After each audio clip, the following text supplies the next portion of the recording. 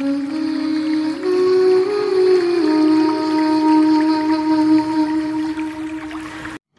మాట చద్ది మూట.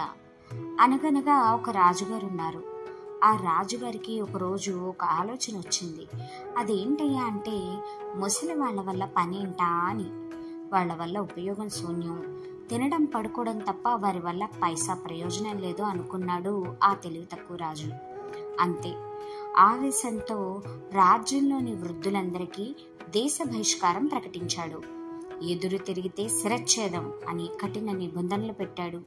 ఈ వయసులో ఎక్కడికి పోయేది అనుకుంటూనే పొరుగు రాజ్యాల్లోని బంధువుల ఇళ్లకు కొందరు, అడవులకు కొందరు అలా రాజ్యం విడిచిపోయారు. ఎదురు తిరిగిన వృద్ధులకు మరణదండన విధించాడు ఆ రాజు నిర్దాక్షిణ్యంగా. కానీ ఆ రాజ్యంలో ఒక కుర్రవాడు తన తాతగారికి జాగ్రత్తగా భూగృహంలో వసతి ఏర్పాట్లు చేసి ఎవ్వరికి తెలియకుండా రహస్యంగా తన తాతగారిని రక్షించుకుంటూ ఉన్నాడు. రోజులు గడుస్తున్నాయి.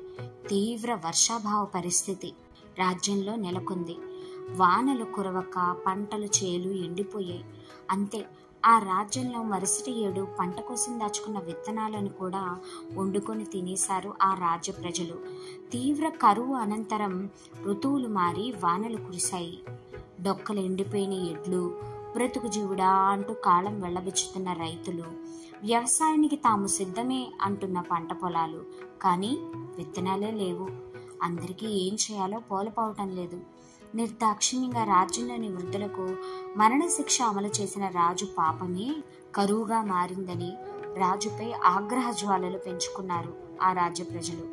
ఆ సంగతంతా కుర్రాడు భూగృహంలో నివాసం ఉంటున్న తన తాతగారికి చెప్పాడు. అప్పుడు తాతగారు, విత్తనాలు అవసరం లేదు నాయనా, వెళ్ళి పొలం దున్ను, నన్ను నమ్ము అంటారు. తాత మాట అంటే విశ్వాసం ఉన్న మనవడు పొలంలో దున్నటం మొదలు పెడతాడు. పొలంలో రకరకాల కూరగాయలతో పాటు అన్ని రకాల మొక్కలు మొలుస్తాయి. వరితో పాటు వివిధ కాయగూరలు కూడా కాస్తాయి. అది చూసి ఆ రాజ్య ప్రజలంతా ఆశ్చర్యం వ్యక్తం చేస్తారు. ఈ వార్త ఆ నోట ఈ నోట వెళ్ళి రాజుగారి చెవిని చేరుతుంది. అప్పుడు ఆ రాజుగారు అతన్ని పిలిచి, ఇంత చక్కగా నువ్వెలా పండించావు?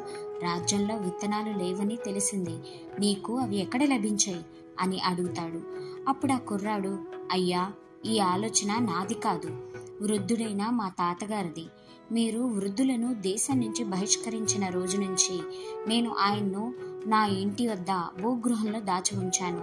వారికి మన కరువు పరిస్థితి, తిరిగి వానలు కురవడం గురించి చెప్పగా వారు ఈ సలహా ఇచ్చారు. విత్తనాలు వేయకపోయినప్పటికీ పొలంలో పంటలు పండడానికి కారణం ఏమంటే, పూర్వులు తమ పంట కోసుకోగా మిగిలిన ధాన్యం పశుపక్షాదుల ఆహార నిమిత్తం అలా పొలంలోనే ఉంచేవారు తప్ప ఇప్పటిలా గీచి గీచి ఏరేవారు కాదు. మా తాతగారు కూడా అదే పని చేసేవారు. అందుచేత నా పొలంలో మొలకలు వచ్చాయి అని చెప్తాడు.